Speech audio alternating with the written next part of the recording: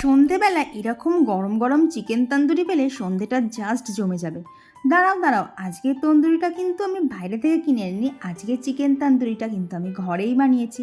আর এখানে কি কি উপকরণ দিয়ে মশলাটা বানালাম সেটা তো তোমরা দেখতেই পেলে।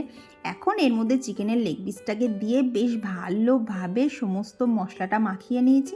চলো ওটাকে কিছুক্ষণ রেস্টে রেখে দিয়েছি, দিয়ে তারপর ছাদে গেছিলাম কিছু গাছ লাগাতে। আর নিচে এসেই এবার লেগে গেলাম তন্দুরি বানাতে। তো আজকে চিকেন তন্দুরি বানাতে আমি এখানে ইউজ করে নিচ্ছি Agaro Galaxy digital air fryer. এখানে আছে 4.5 লিটারের একটা ননস্টিক বাস্কেট, তার সাথে রয়েছে একটা ট্রে, আর ওপরের দিকে রয়েছে হচ্ছে ডিজিটাল ডিসপ্লে। এটা কিন্তু ইউজ করা ভীষণ সহজ। আর এর সাথে পেয়েছি আমি একটা ইউজার ম্যানুয়াল আর একটা দুর্দান্ত রেসিপি বুক, যেখানে কিন্তু খুব সুন্দর সুন্দর রেসিপিও দেওয়া আছে।